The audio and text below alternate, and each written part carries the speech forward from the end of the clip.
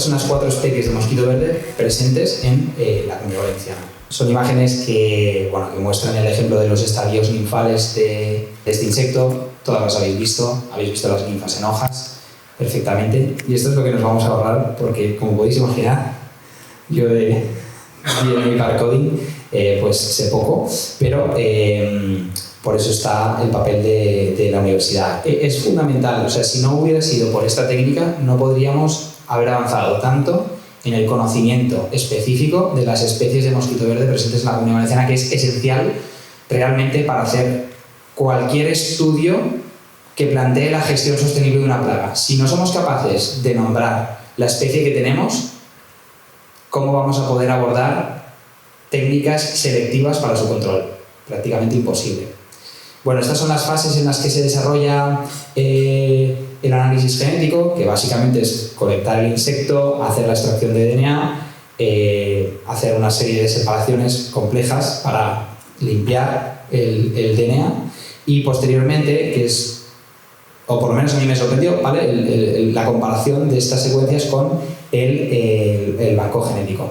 Hay un banco donde todos los insectos se han identificado, se han secuenciado y está a disposición de todos, ¿no? Y siempre todo lo que vamos a presentar son especies que han tenido el 99% de equivalencia o más, ¿vale? Eso es importante hacer hincapié porque siempre puedes encontrar mucha más diversidad de especies si bajas ese nivel de exigencia.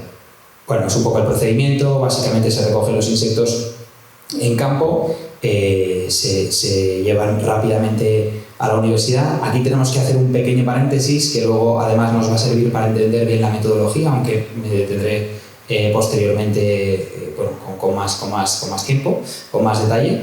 Pero básicamente se colectaban estas muestras de insectos, se llevaban al IRTA, ¿vale? El Instituto de Investigaciones Agroalimentarias. Jordi Sabater es la persona que desarrollaba esta identificación taxonómica, es probablemente una de las personas que más sabe sobre este tipo de insectos por su dedicación a vectores de Xylella fastidiosa. Y una vez se ha identificado taxonómicamente, pues ya se hace la molecular para ver o también mejorar el conocimiento en identificación taxonómica de este insecto. Hemos ido a todas estas zonas que veis en la Comunidad Valenciana para hacer muestreos tanto en viñedo como en almendro, romero, rambla, cubierta y lentisco. Bueno, lo mayoritario ya os puedo afirmar que es el viñedo en todas estas zonas. Sobre todo, en Cambrils es una muestra particular, pero nos centraremos en los puntos de muestreo de la Comunidad Valenciana que forman parte del proyecto: Useres, Calles, Requena, Venta del Moro, Turís, Enquera, Fontanals de Alforins, Denia y Alicante. Y Novelda, en la provincia de Alicante. Particularmente en Novelda es interesante el que teníamos en la misma parcela de muestreo pues varias parcelas de almendros que también hemos seguido a lo largo del proyecto, ¿no?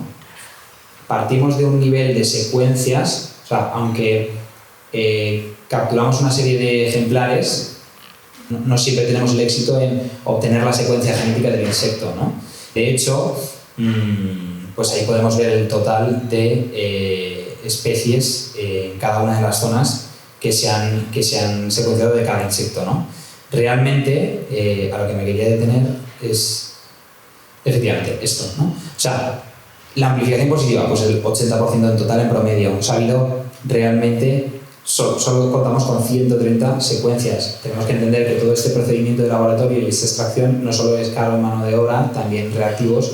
Y esto, pues al final, no deja de ser un proyecto de año y medio, con un presupuesto más limitado, y el volumen de muestras pues igual no es tan grande como para obtener unas conclusiones, en fin, que vayan a ser determinantes. Es en este caso, para nosotros, un aliciente para continuar esta investigación y poder ofrecer un tamaño muestral más grande para poder decir realmente cuáles son las especies que tenemos, ¿no? Quiero decir, lo podemos decir ya, podemos decir que esta es la diapo que me interesaba, que si os fijáis, ahí se representan los puntos de muestreo y las especies de mosquito verde presentes, ¿vale? Es llamativo, o por lo menos, sobre todo teniendo en cuenta las de tamaño muestral mayor, ¿vale? Que son fundamentalmente Turís, Novelda, podemos decir, y Denia.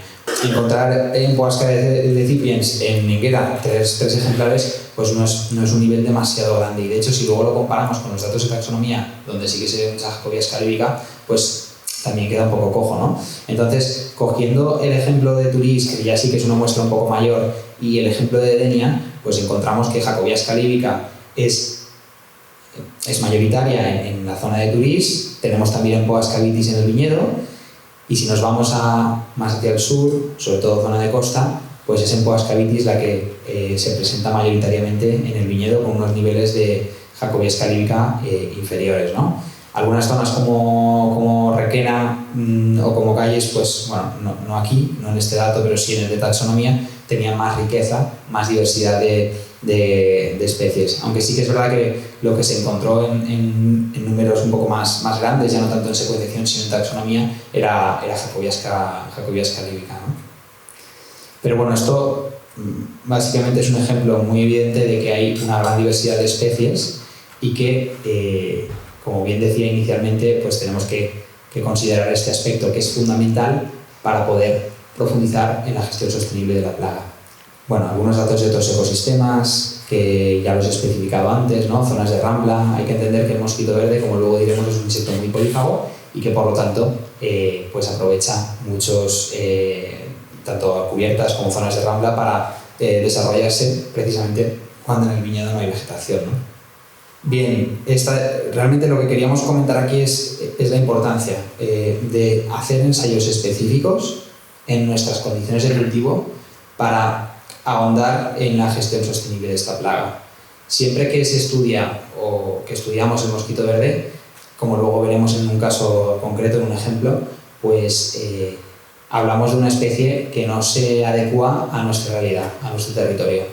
Hablamos también de un nivel de daños, que esto es llamativo, que también es tremendamente elevado y que no se asocia a lo que tradicionalmente se ha asociado en Poasca vitis. Los viñedos del sur de España están teniendo problemas súper importantes de esta plaga. Creo que prácticamente aquí estamos presentes, más que los del norte, todos los del sur de la Comunidad Valenciana, ¿no? Alicante, creo que Murcia también, y la provincia de Valencia al sur, donde tenemos más problemas con esta plaga. El hacer ensayos específicos es lo que nos va a permitir mejorar en su conocimiento y poder abordar su gestión sostenible. Centrándonos más en lo que se ha hecho, ya no solo en una parte del ensayo, que es la identificación de las especies presentes, sino todo el trabajo de campo y los resultados que hemos obtenido. De esto va esta presentación. El mosquito verde de la vid es un insecto, se decía, como os he comentado, o se hablaba de Poasca vitis. Nosotros cuando empezamos a estudiar este problema, pues en el año 2015-2016, que realmente ya era un problema, pero lo empezamos a estudiar pues de una forma un poquito más específica, apoyándonos también en investigadores para mejorar su conocimiento. Y entonces, bueno, pues conocíamos muy poquito sobre este insecto. Ahora sabemos más, sabemos que efectivamente pues tiene muchísimas generaciones a lo largo del cultivo. Ahí tenéis representados los estadios de fase de huevo y de N1 a N5, y que hay unas avispitas, que esto es lo que descubrimos allá por el 16-17, que son mimáridos, son unas avispitas de 1 milímetro o 2 milímetros, que son parasitoides de huevos del mosquito verde. Y estos son realmente, o son los que, ya no me atrevo a decir realmente, porque una cosa es lo que está publicado y otra cosa es lo que se adecua a nuestras condiciones de cultivo, que parece ser que es muy diferente, por lo menos en lo que a la plaga se refiere. Seguramente ocurra algo parecido en los enemigos naturales, ¿no?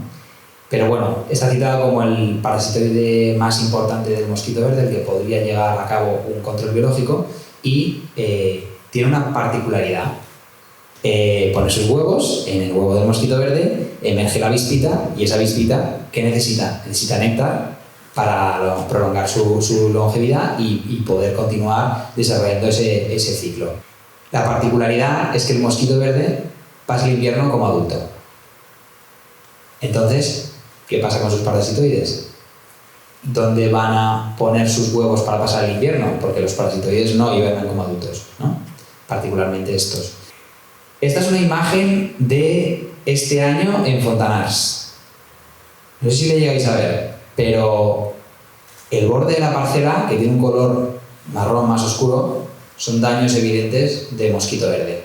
Fundamentalmente debido a que, pues hombre, a que el vigor es otro de los factores que están asociados a la presencia o al desarrollo de esta plaga. O sea, viñedos con más vigor, viñedos con, sobre todo, mucho más, al final con riego por goteo o con más hidratación, pues también tienden a tener más problemas de mosquito verde. Es una plaga que es, como decía, muy polífaga, está en muchos cultivos y va a ir entrando en el viñedo gradualmente, colonizando toda la superficie. Yo esto, la verdad es que no lo habíamos visto nunca, el tener tantos daños en Fontanars y sobre todo, y bueno, seguro que alguno me diréis, bueno, porque no hemos visto ciertas parcelas, ¿no? Luego veremos unas parcelas o algunas parcelas con daños importantes, pero para la zona de Fontanars, los que no la conozcáis, esto es bastante excepcional, ¿no? Y el ver de forma tan evidente cómo el factor vigor pues influye mucho en el ataque de la plaga, pues es, que por otra parte es lógico, ¿no? Si hay al final una hoja mucho más hidratada y pues con más recursos, en definitiva el insecto va a ir ahí, ¿no? La diferencia entre variedades, esto es muy evidente. Esto es algo que también conocéis, no me quiero detener mucho, es un ejemplo del ensayo que realizamos este año. Hay variedades que son mucho más sensibles, ejemplo la moscatel, ejemplo la tempranillo, ejemplo la merlot, ejemplo la garnacha, y otras más resistentes como la cabernet, la monastrell o la marselan, ¿no? Cuando empezamos este proyecto sin tener mucha idea de lo que teníamos aquí, como os decía, nos fuimos a ver qué es lo que había publicado sobre mosquito verde y dijimos, bueno, pues si el mosquito verde de la vid es Empoas cavitis y su parasitoide es Anagrus, pues vamos a poner, como somos una bodega ecológica que apostamos en definitiva por ese ecosistema mucho más diverso, más rico, para generar más interacción tanto entre las plagas como entre los enemigos naturales y obtener un equilibrio, ¿vale? Pues bueno, vamos a equipar nuestro ecosistema de elementos que favorezcan el desarrollo de estos parasitoides. Ya os digo que esto es una pequeña introducción, pero sí que me gustaría o quería contaros esta historia para que realmente supierais por dónde hemos transcurrido hasta llegar hasta donde estamos hoy, ¿no? Pues este fue un proyecto, un ensayo que desarrollamos con Pablo Martínez Rodríguez, que lo tenemos por aquí, que hizo prácticas con nosotros en el 2017, y con Rosa Bercher de la Universidad Politécnica de Valencia, que bueno, nos han enseñado, sobre todo su equipo, a identificar los insectos en las trampas pegajosas amarillas y analizar los datos de forma precisa para obtener conclusiones de lo que ocurre en campo, ¿no? Colocamos trampas pegajosas amarillas en 10 sustratos, realizamos esa identificación de todos los insectos que caían en las trampas, uno a uno, y los metíamos en un Excel enorme, hacíamos su análisis estadístico y obteníamos los resultados que ahora veremos. Estas son algunas de las plantas que introdujimos, pues romero, salvia, hinojo eneldo, hierbabuena, lobularia, aquilea y lavanda híbrida y dentata. Estos son el volumen total, ¿vale? El total de insectos, de órdenes de insectos que están en el viñedo. Esto es verdad que es un ejemplo, ¿no? Pero bueno, podemos tenerlo como referencia. El 90% de los insectos que hay en un viñedo ecológico pertenecen a 3 órdenes: Hymenopteros, Thysanopteros y Hemipteros. Bien, no os preocupéis si el nombrecito no suena, que ahora vamos a ir entrando en detalle. Lo interesante es que esto lo hemos comparado no solo en el viñedo, sino también en los setos, en las infraestructuras ecológicas que hemos introducido. Lo llamativo es la riqueza, es la diversidad. Es que tenemos, por ejemplo, un nivel de himenópteros bastante grande en el caso de los setos frente a los hemípteros y tisanópteros. ¿Por qué nos interesan los himenópteros? Porque fundamentalmente son parasitoides y los tisanópteros y hemípteros son insectos fitófagos. De hecho, como podéis ver, hay muchos más fitófagos en viña que en setos. Aquí lo veréis mejor. vemos cómo está mucho más repartido, o sea, hay un nivel de fitófagos bastante grande también en los setos, pero hay mucha más riqueza, más diversidad. No tenemos un ecosistema como en el viñedo en el que lo principal, lo más abundante, son los insectos fitófagos. Dentro de los himenópteros, ¿qué es lo más abundante? Los calcidrideos. Los calcidrideos son una superfamilia de parasitoides al que pertenecen los parasitoides más importantes relacionados con el control de muchísimas plagas en la agricultura. Y dentro de estos calcidrideos, los más abundantes eran los mimáridos, que como habéis os he comentado antes, igual os suena, son estos parasitoides de huevos de cicadélidos. Bien, o sea que dentro de lo mayoritario, los mimáridos son los más la familia más abundante. Bien, y dentro de estos, los que están marcados en rojo son aquellos que pueden ejercer o que están citados, que ejercen son parasitoides de cicadélidos, ¿vale? Que es la familia a la que pertenecen los mosquitos verdes. Luego al final son enemigos naturales que nos pueden ayudar a controlar esta plaga. Si os fijáis en la gráfica, tenemos los mimáridos parasitoides de cicadélidos en los distintos sustratos, en viñedo de color naranja y en seto de color azul. Anagrus, que es el primero de la izquierda, si os fijáis, bueno, los niveles son altísimos en setos y muy bajos en viña. Guanateucereus sí que tiene niveles razonables en setos y bastante bajos en viña. Solestotinium triclavatum, que además es un nivel de captura es muy bajito, tiene un poquito más aparentemente en viña que en setos, ¿no? Ya de entrada dices, oye, si este bicho solamente se me queda en el seto, tendremos que hacer algo para forzarlo, porque lo interesante no es que viva en el seto, es que viva en el cultivo, ¿no? ¿Se entiende? Perfecto.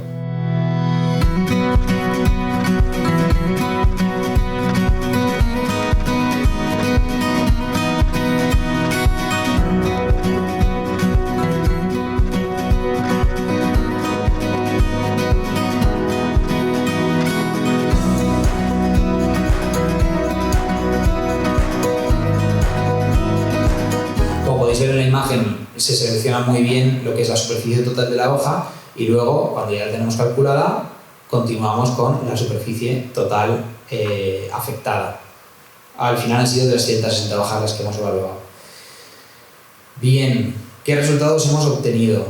En lo que al seguimiento de hojas se refiere, bueno, ha sido un poco frustrante porque es un trabajo bastante intenso y pues no hemos obtenido gran cosa.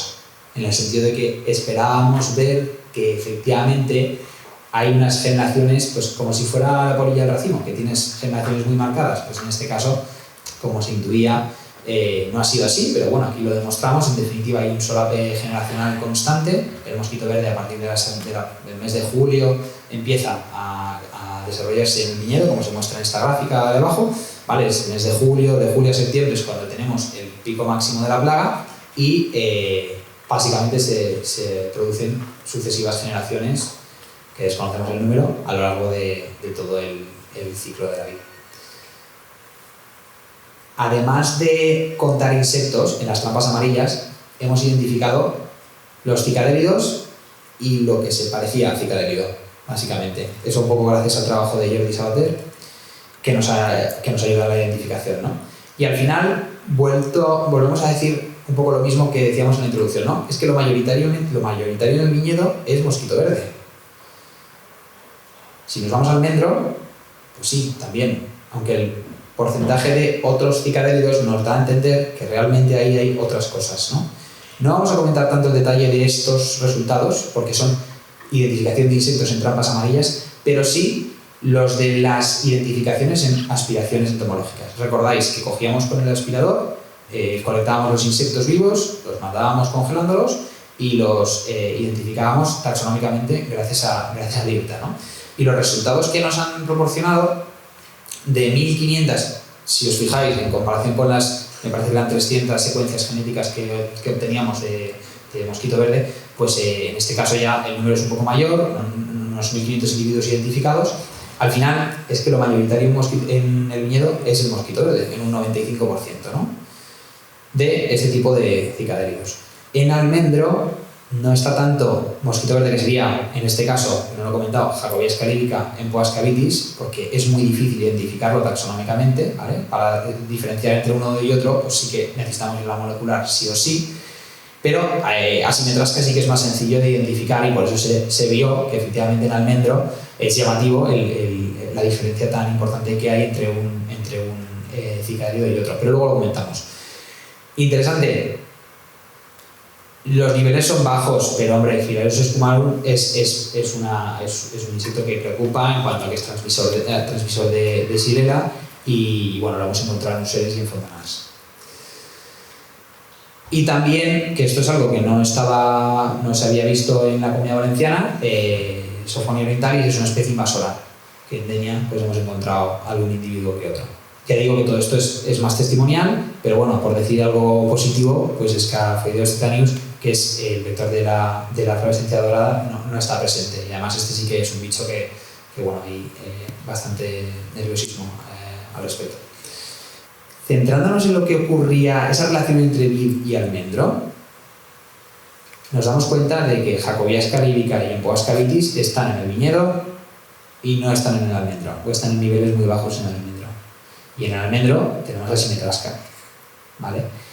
Es decir, las dos especies, aunque podamos pensar que tener un almendro cerca del viñedo sea perjudicial, porque en primavera vamos a tener al mosquito verde y luego se va a pasar al viñedo, como ocurre con, por ejemplo, el romero, o como parece que ocurre con el romero, pues aquí no es así, ¿vale? Esos son daños de almendro. De hecho, luego entraremos en este caso concreto de Novelda, pero no había una migración tan clara como sí que ocurría en el ejemplo que os he puesto antes, ¿no? Por lo tanto, al final podemos afirmar que efectivamente son la especie que ataca el almendro distinta a la especie que ataca el viñedo. Vale, este es el resultado de las capturas totales de mosquito verde por viñedo, por cada una de las zonas. Hay una diferencia clarísima entre el norte y el sur, muy llamativa, ¿no? Novelda es la parcela donde más capturas hemos contado. Enguera, le sigue Enguera y Turís, Denia, y luego Fontanars, que al final, oye, por cuestiones de altitud, por cuestiones de clima, probablemente por otros muchos factores, pues no hemos encontrado tantas capturas como en estas otras zonas, ¿no? Sí que es verdad que si nos vamos al otro lado, a la zona norte, pues Requena, Useres, Venta del Moro, los niveles de mosquito verde eran tremendamente bajos, de hecho allí pues no tenían daños. Ahora, lo que nos interesa, los daños. Esta gráfica lo que refleja es que zonas como Enguera y Turís tienen muchos más daños de mosquito verde que el resto de zonas.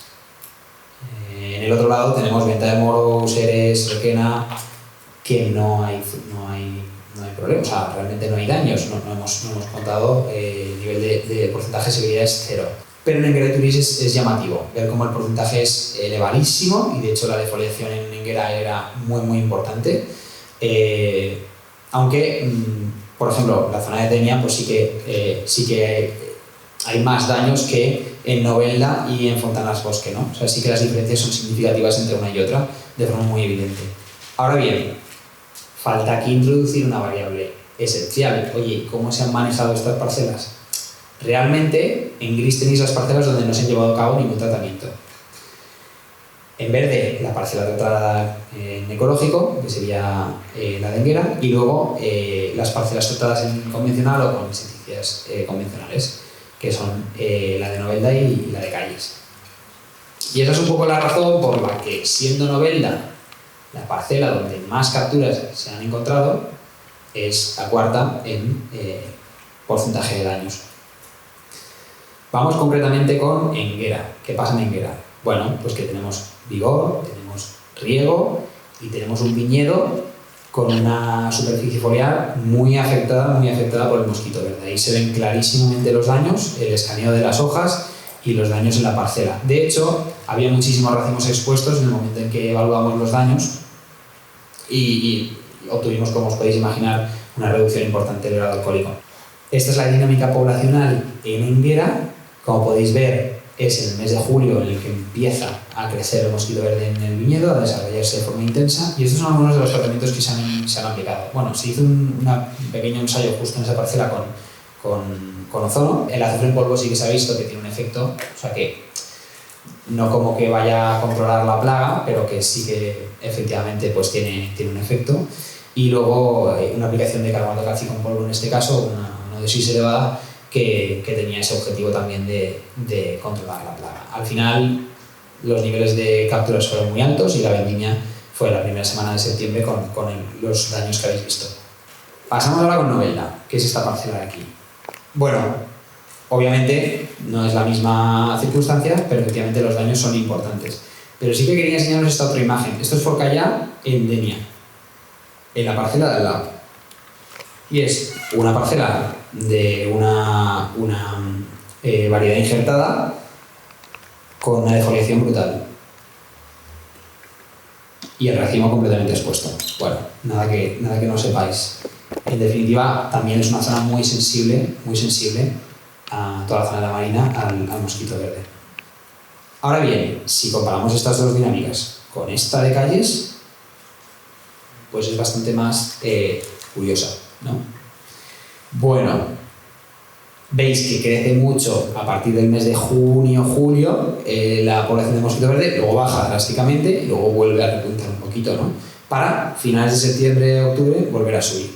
O sea, podríamos decir que estamos ante otra especie, más que ante otra especie, es que efectivamente pues, se han llevado a cabo tratamientos insecticidas que han mitigado, que han sido muy eficaces para su control, ¿no? El acetamiprid, que se aplicó el 30 de junio, pues tuvo un efecto importantísimo para bajar las poblaciones y que ya el problema esté más que solucionado, ¿no? De hecho, luego, al aplicar este piretroide sintético, pues continuamos un poquito viendo ese efecto, o sea, también es eficaz a priori para el control del mosquito verde. Pero el haberse quedado solamente, en este caso, con estos dos tratamientos, para una variedad más temprana como la Shiraz, pues no es tan problemático, ¿no? Pero para unas variedades más tardías, los cabernets y las monasterias que tienen allí, pues sí que ha supuesto un problema. Al final hablamos de un porcentaje de daños inferior al 5%, o sea, prácticamente no había daños y en definitiva el viño estaba razonablemente bien. Podemos hablar aquí de una estrategia de control químico pues, a tener en cuenta, eficaz. Ahora bien, es interesante comparar las dinámicas poblacionales, ¿no? Ahí tenéis en rojito las más afectadas, la denguera turisitenia y luego calles que realmente pues, se ha mostrado efectivamente en unos niveles bajos de poblaciones. Volvemos y ahora entramos en el caso de Novelda, ¿no? Veíamos que teníamos muchísimas capturas, pero pocos daños. Esta es la dinámica poblacional, que de nuevo tenemos una dinámica un poco más extraña y fundamentalmente se debe... Estos son tratamientos que se aplicaron tanto en almendro como en viña, ¿vale? Deltametrina, Zalmiprid, eran en verde solo en almendro y el resto en viña. O sea, en total han sido 5 tratamientos con piretroide sintético, 2 tratamientos con acetamiprid y un tratamiento con espinosal. Para vendimiar el 20 y pico de agosto, 27 me parece que era.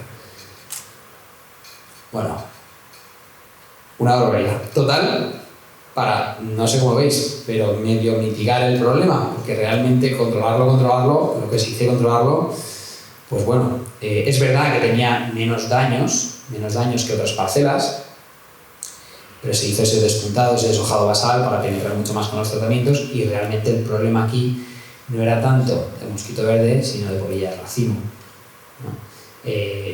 Yo la verdad es que no había visto una parcela con tantísimos daños de polilla, o sea, te metías en el coche y te entraban las polillas y veías fuegos por todas partes.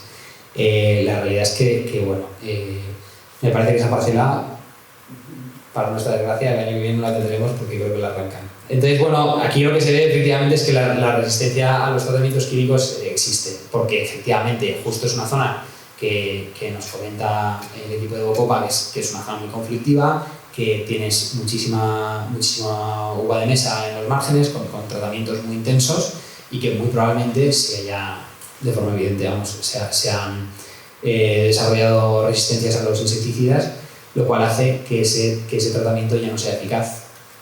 Aquí tenemos la evaluación de daños y, por otra parte, las dinámicas poblacionales. ¿Veis cómo a partir de vendimia nos olvidamos del mosquito verde y, sobre todo en las zonas donde se lleva a cabo un control químico, pues el bicho tiene que continuar desarrollándose y así ocurre, ¿no?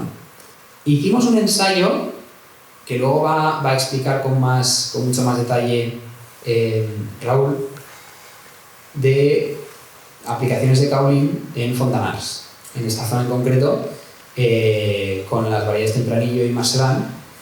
Hicimos aplicaciones en unas unidades experimentales, unas 16 cepas, aplicaciones de surround al 3 y al 6% a finales de julio y a finales de agosto. Realmente el objetivo era otro, pero lo que vimos es que era una estrategia muy interesante para controlar la plaga. Porque realmente no esperábamos tener mosquito verde en esta parcela de Tempranillo en Fontanars, pero como podéis ver, toda la zona más oscura es mosquito verde que va entrando desde las plantas más vigorosas hacia el interior. Si os fijáis, pintado de blanco, están las parcelas que se trataron con kaolin. Concretamente, la más hacia arriba es una parcela que se aplicó kaolin el 20 de julio al 6% y el 24 de agosto al 6%. Y abajo lo mismo, pero al 3%. Se va metiendo el mosquito verde donde no hay nada, que es el control, ¿vale? Que sería justo la parcela entre las dos.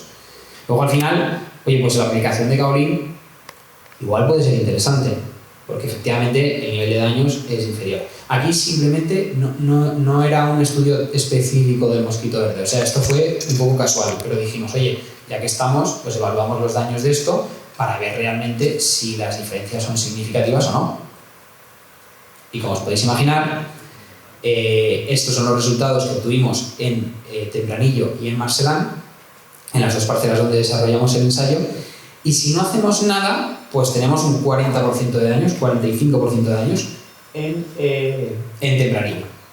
Entonces, por eso no hay diferencias significativas entre unos datos y entre el control y los que se han tratado una vez, ¿no? Pero sí que se ve claramente que cuando has tratado a finales de julio, en este caso, ¿no? Que igual es recomendable para el control del mosquito verde, pues igual tratar un poco antes, pero en este caso concreto, que se trató el 20 de julio y luego se repite tratamiento el 24 de agosto, pues no hay diferencias entre una aplicación al 3% y una aplicación al 6%. Así que nos estamos ahorrando un buen dinero de tratamiento, que realmente tampoco es un producto barato, el surround, para tenerlo en cuenta.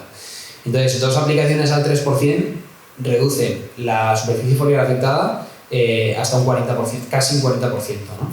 En variedades sensibles como la Tempranillo, la moscatel, la garnacha, otras variedades que están muy implantadas en la zona y que podrían ser interesantes a la hora de aplicar este tratamiento. Si vamos a variedades más resistentes como la Marselan, también se ven diferencias, lo cual es interesante.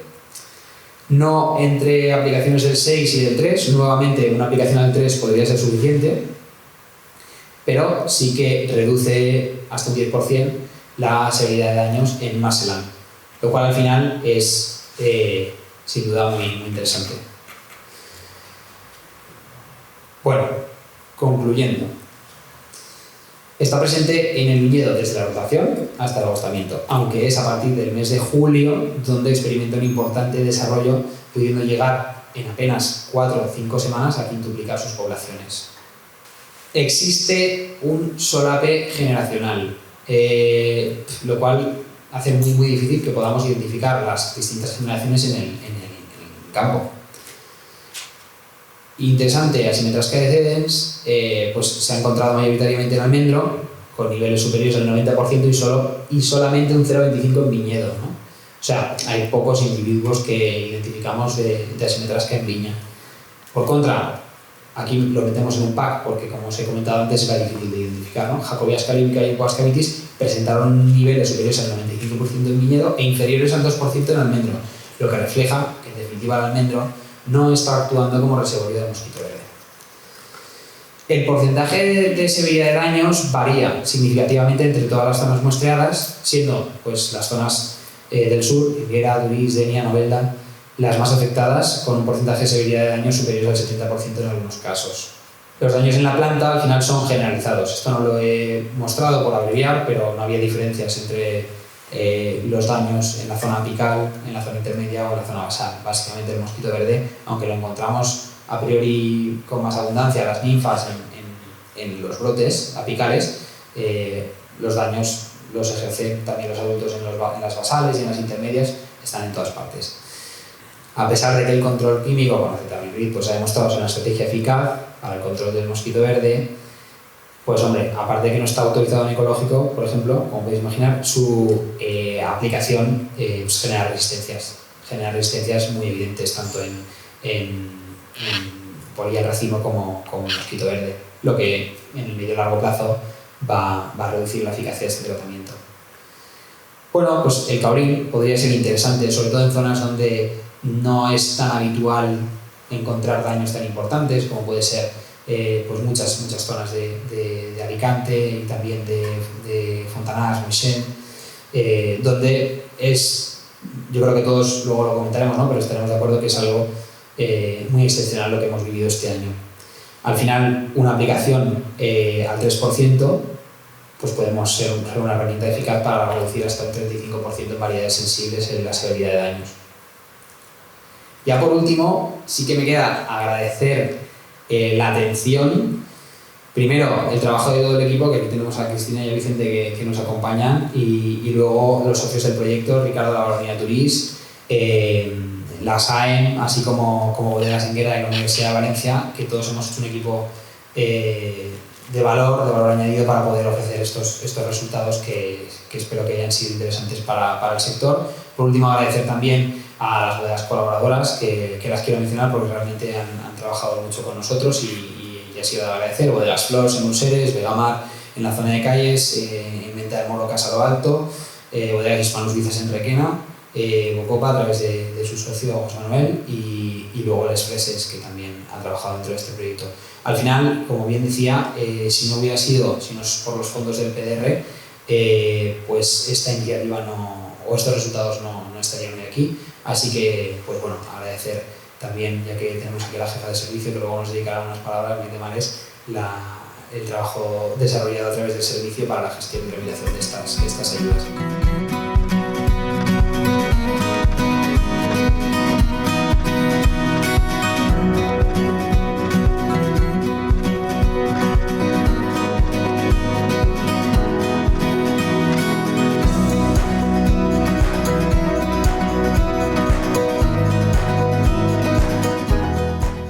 Buenos días a todos, mi nombre es Raúl Ferrer Gallego.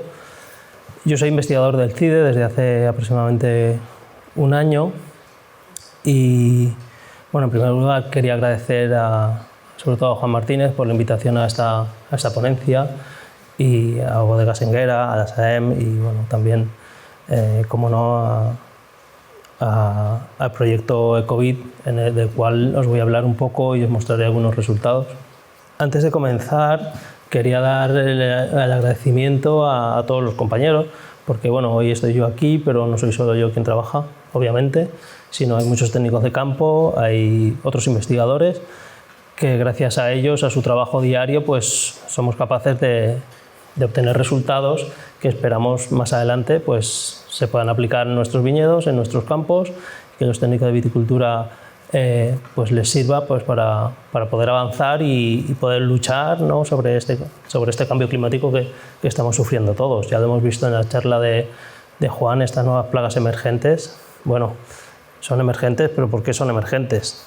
Pues seguramente se han debido a algún cambio que estamos sufriendo. Primero os quiero comentar unas líneas sobre qué es el CIDE. El CIDE es el Centro de Investigación sobre Desertificación, ¿de acuerdo?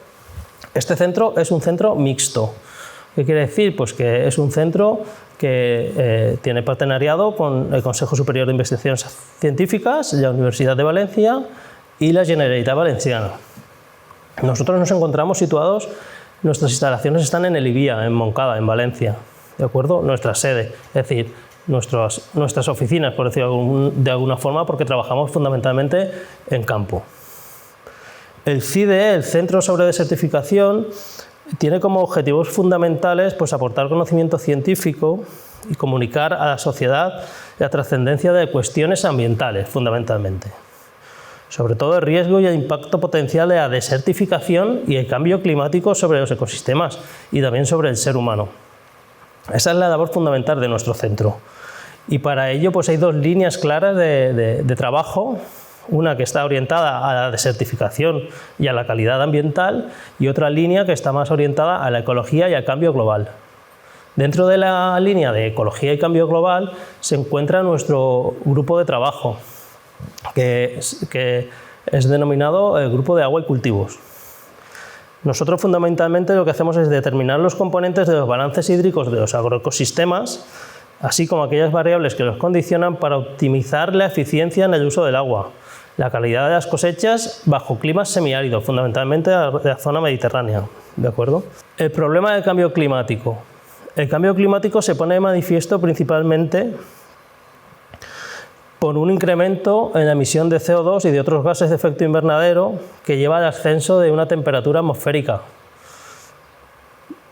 En este gráfico podemos ver el aumento de la temperatura que hemos registrado en los últimos años, desde 1990 aproximadamente hasta el año 20, hemos aumentado 1 grado de temperatura.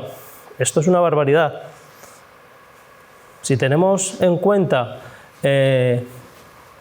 el acuerdo sobre el clima que hubo en París en 2015, donde se marcaba 1,5 grados como punto de no retorno, y ya llevamos 1 grado de aumento de temperatura, ¿de acuerdo? O sea, para que veáis cómo estamos en la situación que estamos actual, es una situación muy drástica. ¿Y en la Comunidad Valenciana? Pues en la Comunidad Valenciana también podemos observar que en apenas 30 años hemos subido de 14,9 grados centígrados de media a 15,5. Y en los últimos años no están registrados, aquí es hasta el 2020, pero por lo que estáis viendo ya veis este año cómo viene, y estos años pasados estamos teniendo temperaturas muy elevadas. Estamos en el mes de noviembre con una variación climática que no habíamos sufrido nunca, y esto ya lo venimos diciendo año tras año. El año pasado ya decíamos, ¡wow, qué calor!, y este año más. Bueno, como veis, el ascenso en la cuenca del Mediterráneo es un 70% mayor que el ascenso en otras zonas climáticas. Es decir, nosotros somos los primeros que estamos sufriendo esto.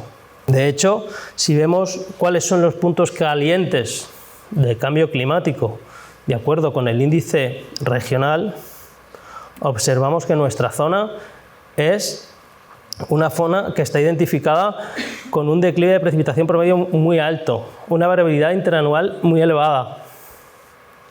El cambio climático, por otro lado, no es solo el aumento de temperaturas, es la evolución de las precipitaciones también.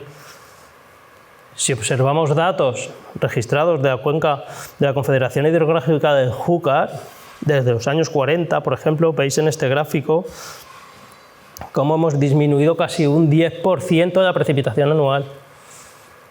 Esto supone un volumen de agua muy importante que no llega a nuestros cultivos, que no llega a nuestros campos.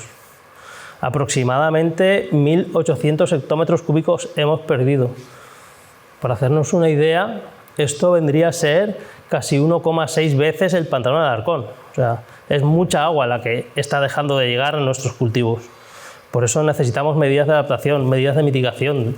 El problema del cambio climático se sabe por la comunidad científica, y estos son datos de una fuente muy importante de búsqueda bibliográfica de documentos científicos.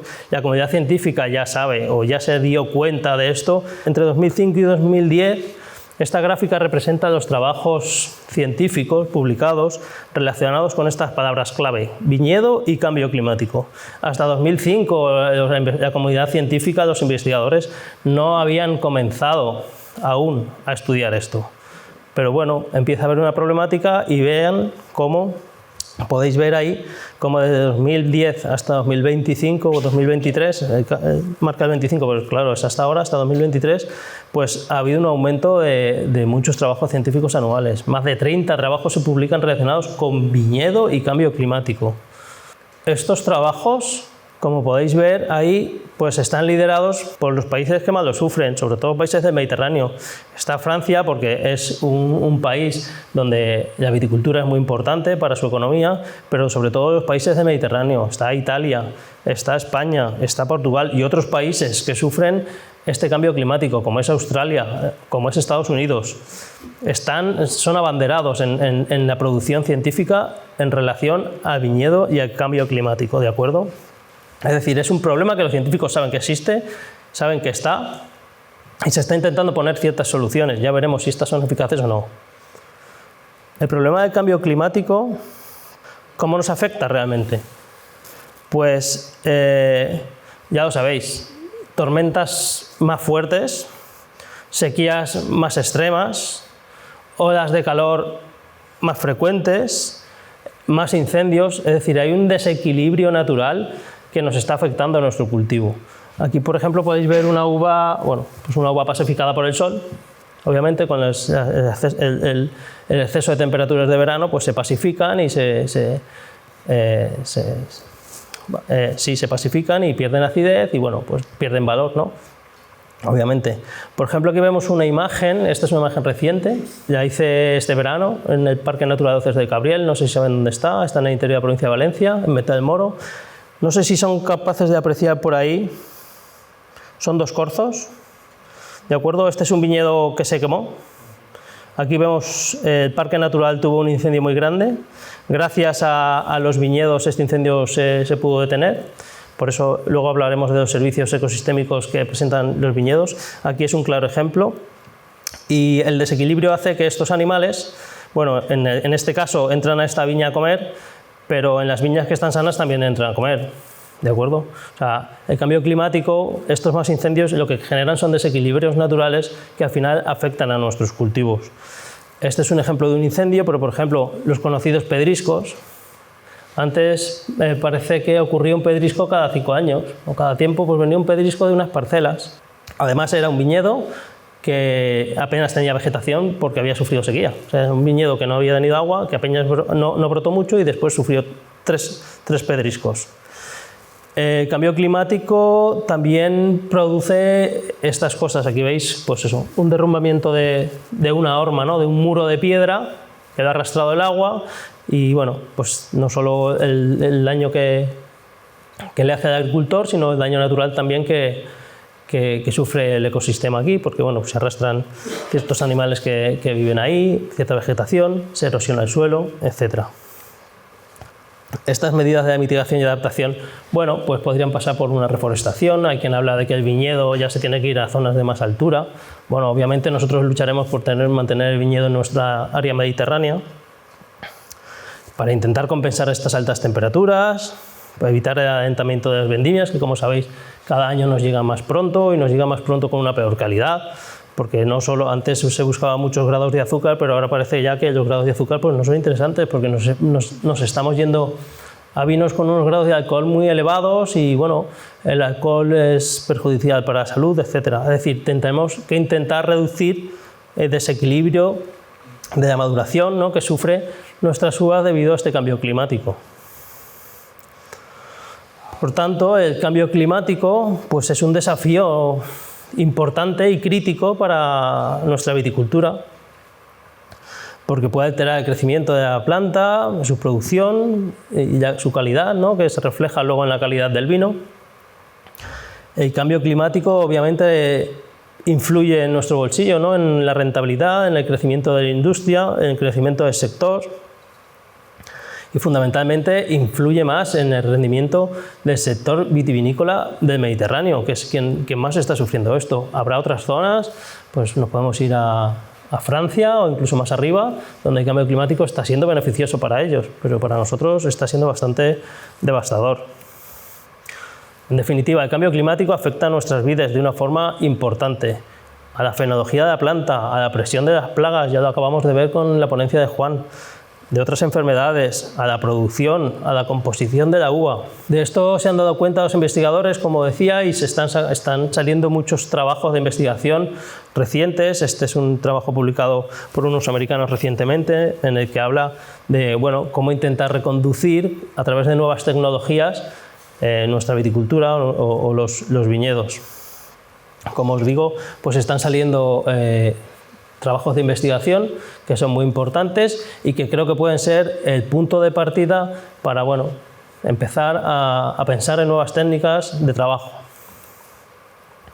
El cambio climático amenaza los sistemas vitícolas de diversas maneras, ya que tiene una alta diversidad, incluso dentro de un nivel local, y altera los equilibrios de los ecosistemas, obviamente, porque no olvidemos que la biodiversidad de un viñedo pues son los animales, son las plantas, los microorganismos que conviven en él, y que son necesarios para mantener las funciones vitales de los agroecosistemas, ¿de acuerdo?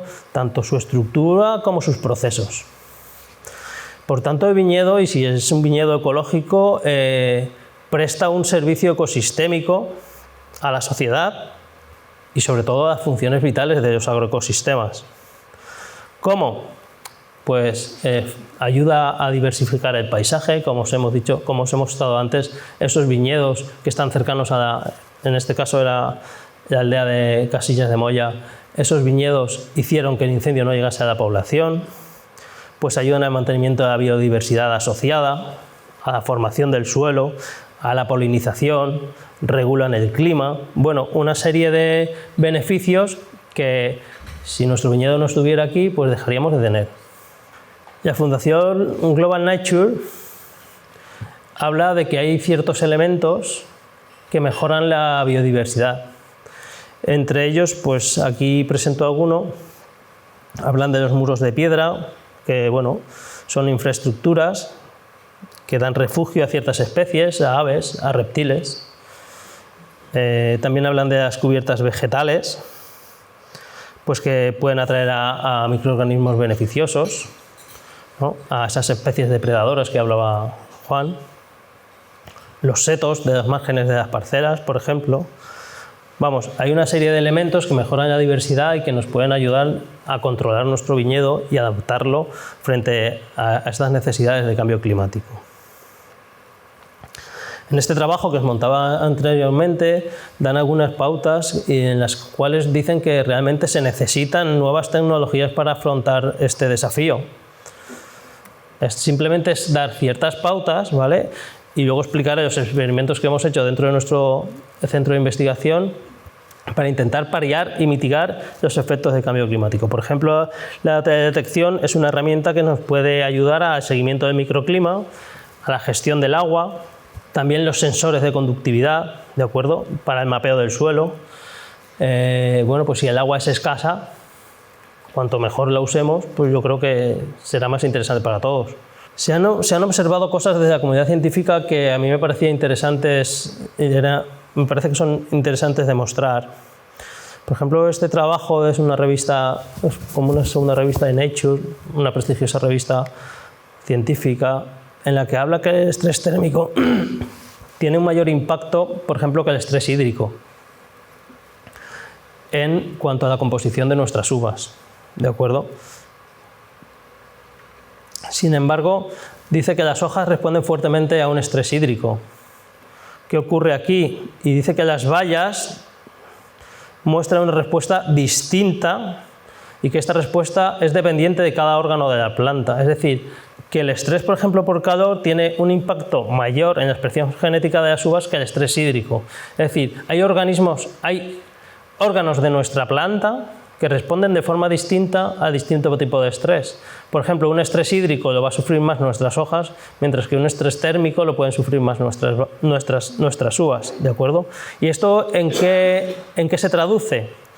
Pues desde un punto de vista molecular, esto se traduce, por ejemplo, aquí os muestro algunas cosas que ocurren en los compuestos fenoicos de las uvas. No sé si conocéis bien, supongo que muchos de vosotros sabéis bien qué son los taninos de la uva o los polifenoles que aportan color, que son tan importantes para la astringencia. Pues estos metabolitos secundarios de las plantas sufren estos cambios que produce el cambio climático. Por ejemplo, de esta forma, pues se reduce la concentración total de antocianinos, de antocianos del ollejo. O, por ejemplo, un déficit hídrico aumenta la abundancia de antocianinas metoxiladas, se sintetizan mayor número de flavonoles. Bueno, y diréis, ¿esto qué es? Pues esto luego se traduce realmente en un desequilibrio de los vinos que tienen menos color, que su color es menos estable, vinos que son más ásperos, que son más astringentes, que son capaces de aguantar menos la crianza, por ejemplo. Por tanto, después de haber expuesto un poco todos los problemas que el cambio climático nos está produciendo, es momento de actuar y desde nuestro centro de investigación pues intentamos aportar conocimiento y herramientas para mitigar y para adaptarnos. Algunas de las estrategias agronómicas que nosotros hemos comenzado a utilizar, las voy a mostrar a continuación.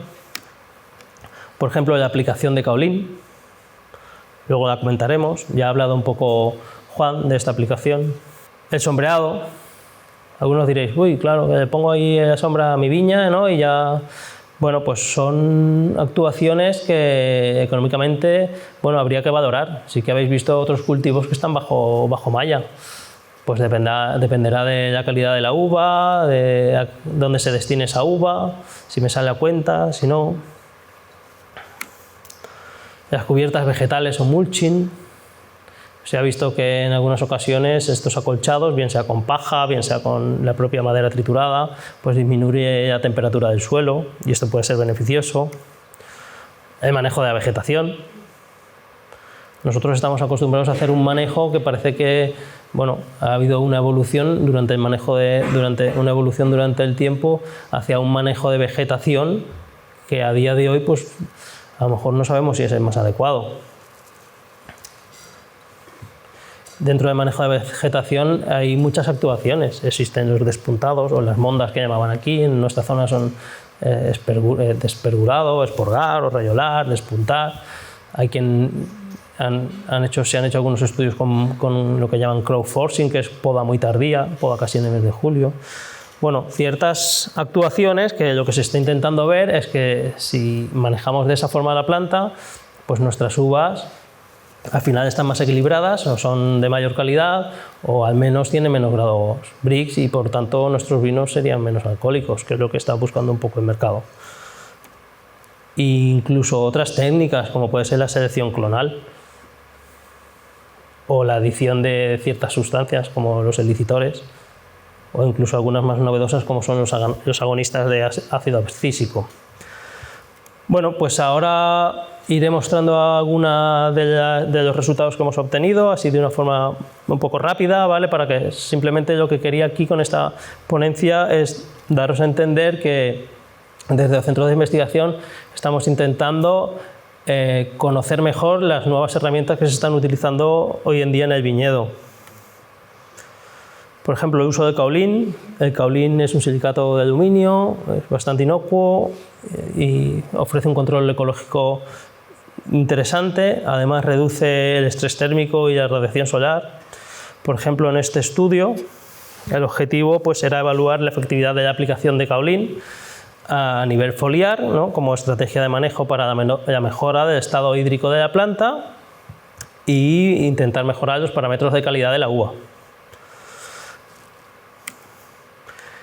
En cuanto al caolín, hemos realizado distintas experiencias en distintas localizaciones, con distintas variedades, con distintos diseños experimentales, dosis de aplicación, números de aplicación, plantas más regadas, plantas menos regadas, y hemos obtenido un pool de datos que, bueno, pues esperemos sean de interés para los viticultores y para los técnicos de campo. Y gracias a estas jornadas, pues al final se pueden difundir estos resultados que si no, pues a lo mejor quedarían en una revista científica o en un informe y apenas se podrían ser aprovechados. Nosotros hicimos ensayos de caolín en Turís con Ricardo, dos variedades, llevamos varios años haciendo ahí las aplicaciones, en Garnacha y en Viognier. Hemos hecho también aplicaciones de caolín en Tempranillo y en Marcelán, en Fontanars. Tenemos un ensayo en Moncada, en nuestras instalaciones en el Llívia, en unas macetas. Vais a pensar, bueno, unas macetas, bueno, estas macetas no reproducen la realidad de lo que es la viña, pero realmente nos ayudan a controlar bien la cantidad de agua que le aportamos a la planta y si la planta está bien hídricamente o no, ¿de acuerdo? Y en Jumilla, en Monastrell, también hicimos algunos ensayos. Pusimos a punto la metodología.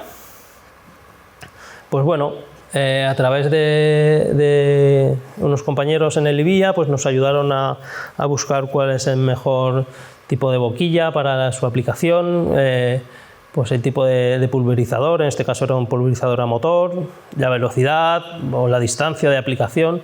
Ya sabéis que los que trabajáis en campo que al final esto es muy importante, ¿no? Pues nada, cojo la mochila y para adelante.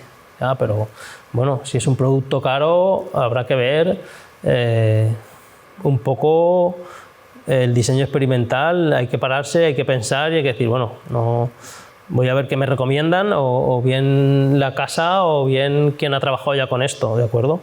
Por eso es importante hacer el diseño experimental del trabajo.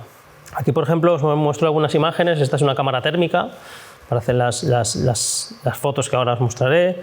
Esto es una cámara de presión, una cámara Scolander, que nos permite ver el potencial hídrico de la planta. Aquí vemos un equipo, un IRGA o un LICOR, que nos permite medir la conductancia estomática y la fotosíntesis. Por ejemplo, este ensayo en Turís, en Garnacha, en Bioñé, veis la imagen de la izquierda, una planta sin tratar. Aquí en medio una planta tratada con kaolín, con un tratamiento, y a la derecha aquí una planta con 2 tratamientos de kaolín. Abajo veis la foto de la cámara termográfica y más abajo el gráfico de la temperatura que tenían esas plantas. En el cuadro de abajo de la izquierda, día 4 de julio, en Garnacha, vemos que la planta con kaolín tenía la temperatura de la hoja inferior a las plantas que no tenían la aplicación con kaolín. Esto ocurrió también el día 3 de agosto, que es la gráfica que hay en el medio abajo.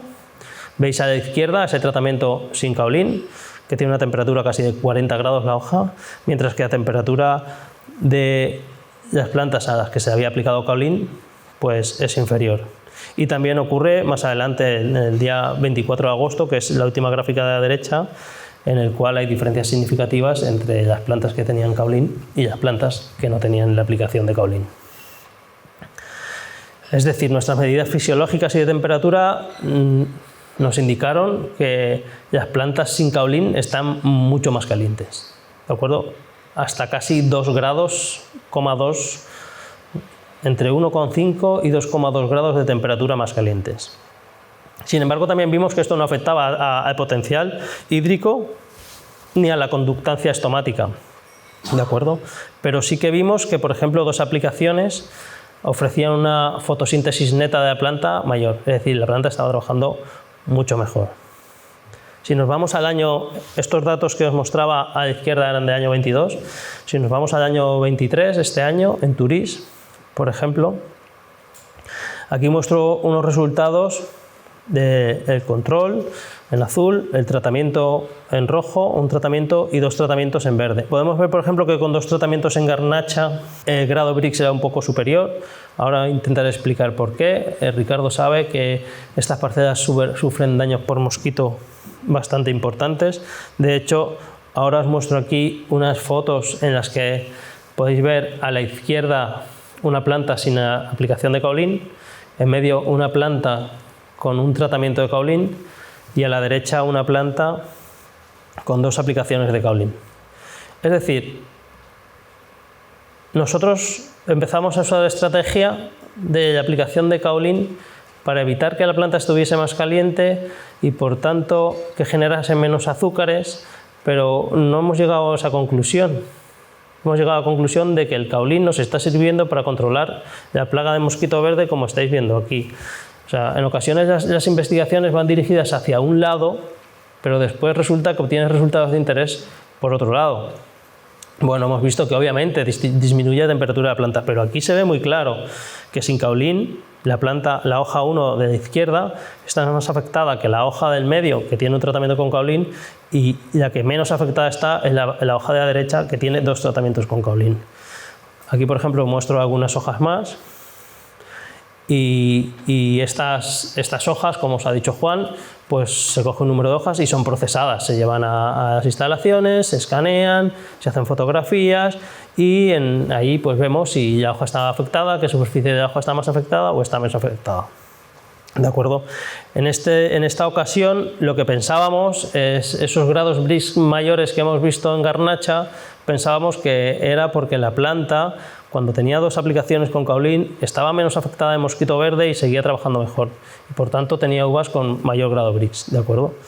Un ensayo curioso, por ejemplo, es el ensayo que estamos llevando a cabo en Monastrell, en macetas, en nuestras instalaciones de Livia. podéis ver en el gráfico, en azul y en verde, el azul es el control y el verde es el kaolin a 100% de evapotranspiración, y abajo podéis ver en rojo el control y en morado el kaolin a 33% de evapotranspiración. ¿Qué ha ocurrido aquí? Pues aquí lo que vemos es que el tratamiento con kaolin le importa menos a la planta que su estado hídrico, es decir, la planta, en el gráfico estoy mostrando conductancia estomática, es decir, la planta está mejor cuando tiene más agua, independientemente de kaolin o no. Sin embargo, por ejemplo, vemos que la línea verde está por encima del azul, el tratamiento con kaolin, es decir, dentro de un régimen hídrico, el kaolin ayuda a que la planta transpire más o esté mejor o esté peor, ¿de acuerdo? Pero el régimen hídrico de la planta es mucho más importante que este tratamiento, obviamente. En Jumilla, este es otro ensayo, este es un ensayo que hicimos de sombreado, como os decía. Claro, esto parece un poco, no sé, un poco utópico, un poco aparatoso. Aquí en este caso, por ejemplo, hace una semana estuvimos en un congreso internacional en Rioja y en Argentina están empezando a utilizar esto de una forma bastante más importante que aquí. Y ya lo que están haciendo es ver el tipo de film que es más interesante para que la radiación penetre menos, ¿de acuerdo? Ya estamos a este nivel, no es pongo sombreado o no pongo sombreado, no. Yo ya sé que tengo que poner un sombreado porque en el área en la que estoy, ahí tengo temperaturas de 45 grados, de 50 grados en verano, mi planta no soporta, y si quiero tener una planta la tengo que tener debajo de una malla. Ahora, ¿qué tipo de malla es la mejor para tener yo? Pues ahí estamos ya, por ejemplo, a estos niveles, ¿de acuerdo? Se está viendo que hay mallas de color blanco que son mejores que las negras porque no absorben la radiación, sino que la emiten, pero claro que hay films que se degradan antes que otros, ¿de acuerdo? Nosotros aquí simplemente hicimos un sombreado para hacer un diseño experimental y observar ciertas tendencias. Este ensayo lo comparamos con algunos tratamientos con kaolin. Veis aquí la planta de la derecha, es un tratamiento de un viñedo viejo en vaso. Nosotros hacemos experimentos con diferentes casuísticas, como os he dicho, variedades, localizaciones, tipos de manejo. En este caso muestro los datos en los cuales no hay grandes diferencias. Sí que parece que el sombreado al final del periodo, pues la planta tiene un mejor estado hídrico, pero no se vieron, vamos a decir, unos resultados muy concluyentes, y llevamos ya realizando estos análisis durante varios años, muy concluyentes en relación a lo que es luego la calidad del agua, porque si veis, por ejemplo, aquí nosotros en Jumilla hemos ido registrando la temperatura con la estación meteorológica, y también durante los 3 años hemos registrado las precipitaciones, y lo que vimos de forma evidente es lo que os comentaba de cambio climático, pero esto ya es real, es decir, 2021, 2022 y 2023 tenemos una precipitación de noviembre a diciembre que ya ha disminuido sustancialmente. O sea, tenemos menor precipitación estacional, mayor evapotranspiración, mayor aumento de integral térmica. Es decir, eso solo en los 3 años de estudio, ya no os hablo de un histórico, sino en los 3 años de estudio que llevamos en Jumilla ya hemos visto unos cambios evidentes en las condiciones climáticas del cultivo, ¿de acuerdo? Por ejemplo, aquí veis algunos resultados. En general, los tratamientos mejoran la transpiración de la planta, como os he dicho, pero no observamos diferencias significativas. Hay cierta tendencia. Parece que el kaolin y el sombreado mejoran el estado de la planta, pero no es significativo. No sabemos si seguimos haciendo estos tratamientos a lo largo del tiempo, en 5, 6, 7, 8 años, si la planta estará mejor y trabajará mejor, porque hasta el día de hoy, como os digo, los resultados no son concluyentes. Aquí en esta gráfica, por ejemplo, sin embargo, sí que vemos tendencias claras. Esta es una gráfica que voy a intentar tomarme un tiempo para explicar. Esto es un análisis de componentes principales en el punto de vendimia, ¿de acuerdo? La K es el kaolin, la S es el sombreado y la C es el control. El 1 es el año 21, el 2 es el año 22 y el 3 es el año 23. ¿Qué observamos aquí? Aquí observamos diferentes pautas. Por ejemplo, en el año 2022 vemos que todas las muestras están muy juntitas, ¿de acuerdo? ¿Qué quiere decir esto? Que nuestro tratamiento apenas tuvo influencia. Sin embargo, en el año 2021 y en el año 2023 vemos que nuestras muestras están más separadas. Si vemos las muestras del número 3, la C está a la izquierda, la K está en el medio y la S queda a la derecha, ¿de acuerdo? En el gráfico. Lo mismo ocurre en el año 2021. ¿Esto qué nos está indicando? Nos está indicando que la C, que es el control, tiene una tendencia a tener mayor grado Brix, mientras que la S, que es el sombreado, tiene tendencia a tener menos grado Brix porque está menos relacionada con la variable que está allí a la izquierda, ¿de acuerdo? Esto ocurrió tanto en el año 21 como en el año 23. Y estas plantas, además, tienen un mayor contenido en antocianos y mayores rendimientos, ¿de acuerdo? Es decir, ciertas tendencias sí que estamos viendo, pero como os decía al principio, no son claves, no podemos, esto no es la panacea, no lo tenemos ya todo resuelto. Estamos investigando para intentar poner soluciones a este cambio climático. Otra de las pautas que hemos probado, que se probaron, acolchado del suelo. En este caso, como veis, es con paja.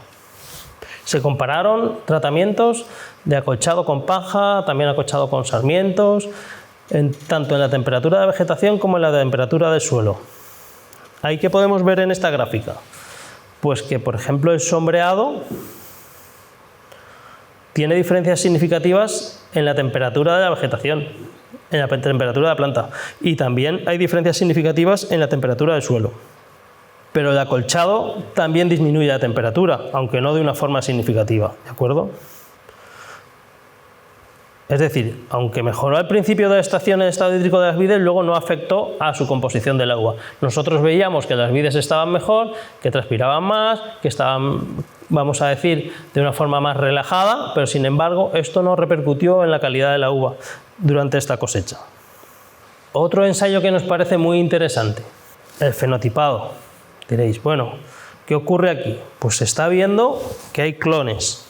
Por ejemplo, ahí muestro 3 estudios de monastrell, o clones de tempranillo, o clones de garnacha, que son más resilientes al cambio climático. No todos los clones son lo mismo. Es decir, tenemos clones que se adaptan mejor a la sequía, que se adaptan mejor a las altas temperaturas, a las temperaturas extremas, etc. Por eso nosotros, hace un tiempo, decidimos comenzar con una selección clonal. En este caso hicimos la selección clonal en Boval, en Requena.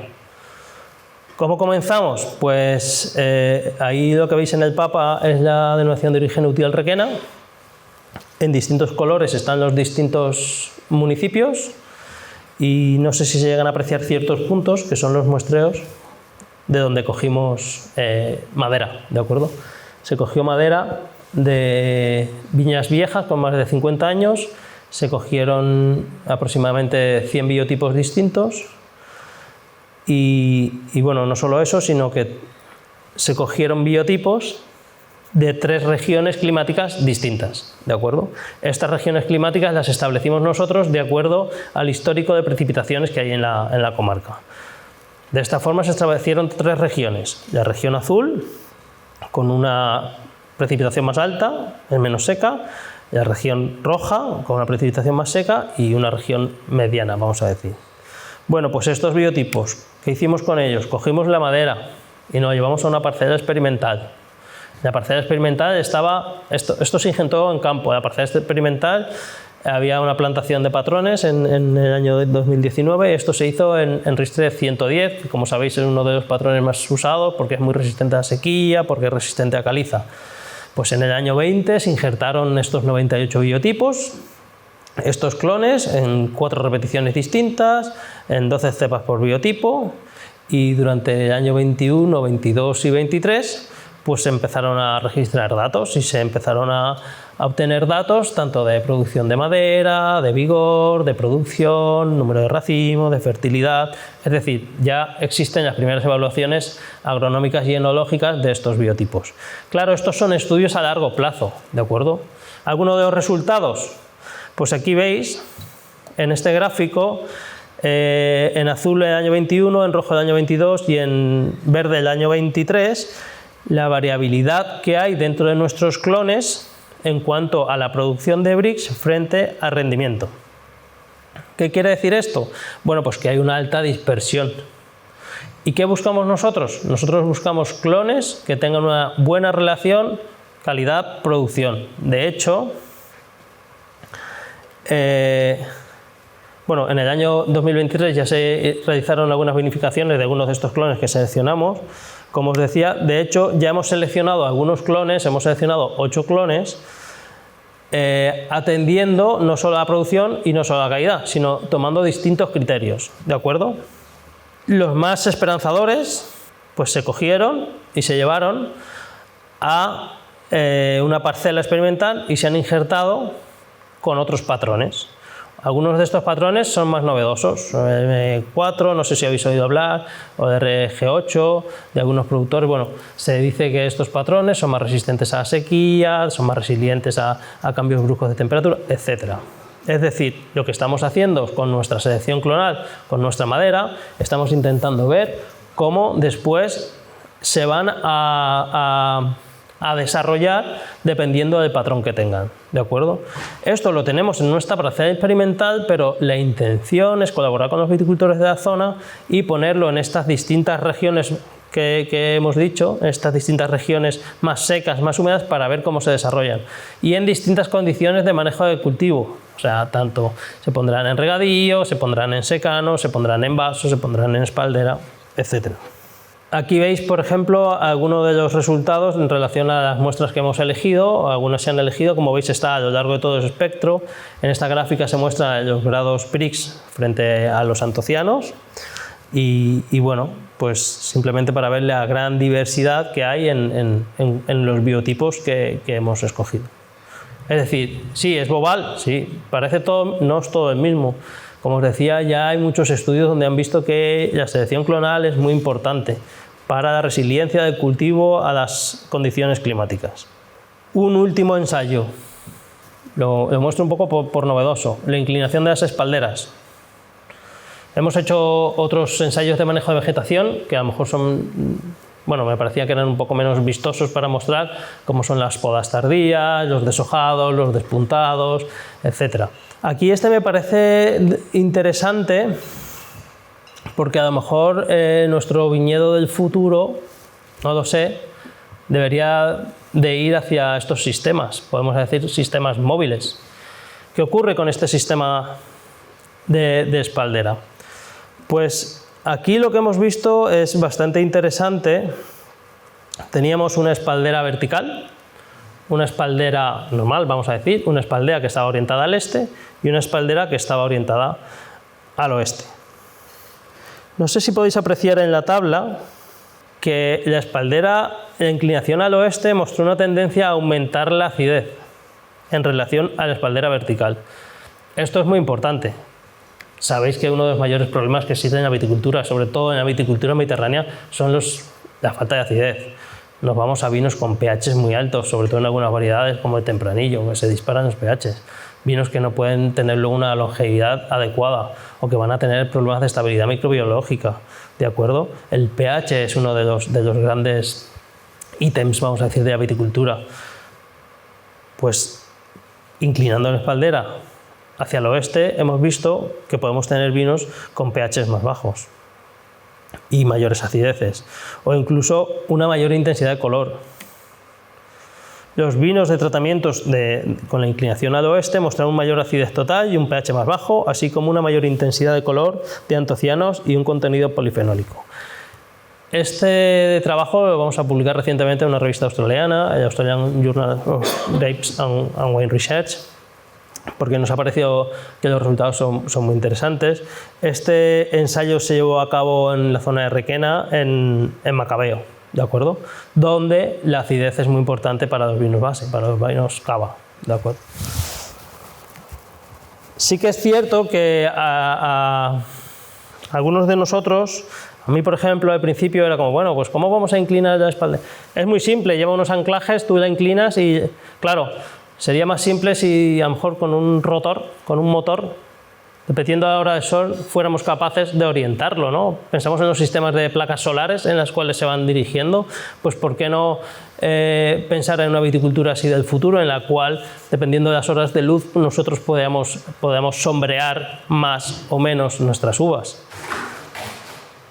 En este congreso internacional que os decía, de la semana pasada, había algunos trabajos en los cuales, también buscando os lo cuento como curiosidad, buscando la sombra de las uvas, descolgaban el cable de arriba, ¿vale? Para que, o sea, plegaban la vegetación durante una época, pero durante otra época la descolgaban para que la vegetación volviese a cubrir las uvas. Bueno, pues como os digo, en cada zona están buscando las prácticas que mejor se pueden adaptar. Un último ensayo más novedoso, si cabe, es la utilización de agonistas de ABA, de ácido abscísico. ¿Qué es un agonista? Un agonista es una sustancia capaz de unirse a un receptor celular y provocar una acción determinada en la célula similar a la producida por la sustancia fisiológica. ¿De acuerdo? Este ensayo se llevó, hemos empezado este año a trabajar en BIT, es en colaboración con el IBM-CP. El profesor Pedro Rodríguez ha diseñado una molécula, la ISB09, es un agonista de ABA, en el cual ha visto un cierre estomático importante en otros cultivos, como por ejemplo el cultivo del tomate. Nosotros aquí hicimos un ensayo en plantas regadas, bien regadas, well watered, con riego, y plantas con un déficit hídrico, water deficit, con un 25% de la capacidad de campo. Este ensayo se llevó a cabo en los invernaderos de Libia. Veis ahí la foto de las macetas, se hizo en unas macetas. Es un ensayo, como os digo, bastante novedoso y preliminar. En este ensayo hicimos un spraying, es decir, sprayamos una aplicación, ¿vale?, con esta molécula, con el ISB09. Y también hicimos una aplicación de ácido abscísico. ¿Qué ocurría? ¿Qué vemos aquí? Pues a las 24 horas de la aplicación, si veis en el gráfico de la izquierda los puntitos azules, esto es la transpiración de la planta ha dejado de transpirar. Esto ya lo veíamos a una hora de aplicación, o empezaba a verse a una hora de aplicación. En las plantas well watered, las plantas bien regadas, la transpiración de las vides que tenían en la aplicación de la molécula estaban completamente cerradas. También lo vemos en el water deficit. O sea, al día la planta ha cerrado estomas. El ISB09 ha habido un cierre estomático y reduce la transpiración de la planta, mientras que el ABA no ha sido efectivo en el cierre estomático. Nosotros pensamos que el ABA no ha sido efectivo porque es fotosensible. Es una sustancia que cuando se aplica se suele degradar muy rápidamente. Seguramente hay otras aplicaciones de ABA que funcionan, pero aquí en este caso no funcionó.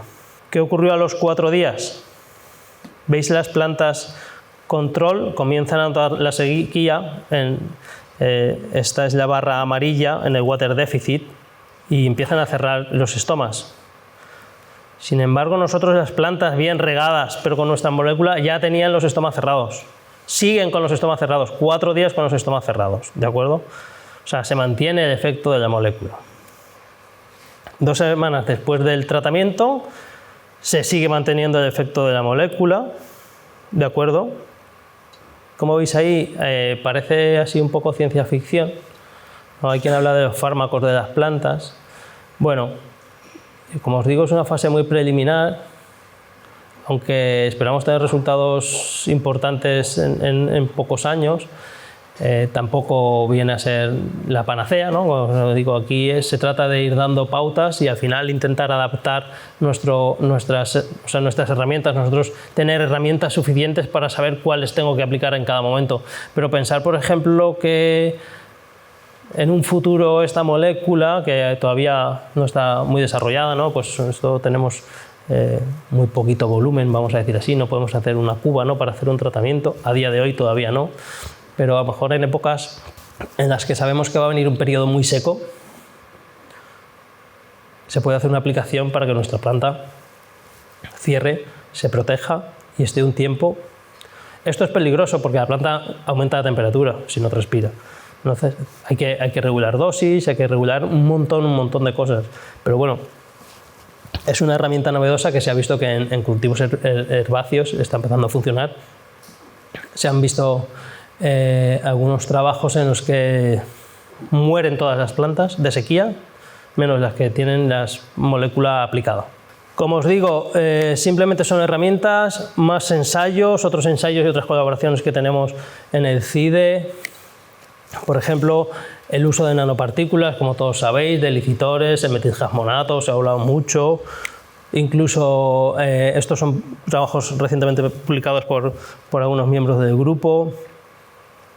Cómo la respuesta de la planta al monitoreo, al mapeo del suelo con sensores de humedad. Es decir, tenemos poca agua, en fin, habrá que controlarla bien, habrá que saber qué necesidad tiene mi planta, de qué agua dispongo. Entonces hay unos sensores que nos dicen en cada momento, de acuerdo a cómo está el estado hídrico de tu suelo, cómo está el estado hídrico de tu planta. Es decir, que podemos ajustar mucho mejor lo que podemos hacer.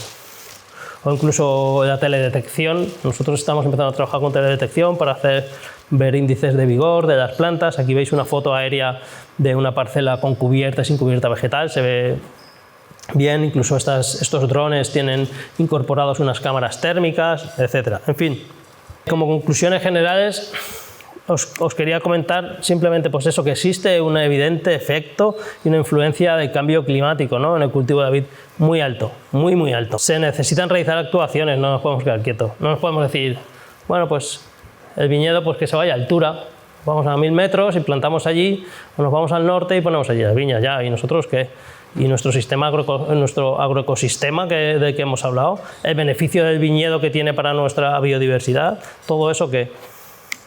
Es decir, el intercambio, la mitigación y la adaptación favorecen los servicios ecosistémicos, pero todo esto no se puede hacer si no hay un intercambio de conocimiento por parte de los investigadores, de los técnicos, de viticultores, de las bodegas, de los centros de investigación, etc. Pues para poder avanzar sobre todo en el conocimiento científico que nos ayude a aclarar y a esclarecer toda esta problemática que tenemos ya aquí, vamos, no es algo de cambio climático, ya vendrá, no, ya vino y ya está aquí y ya lleva un tiempo aquí.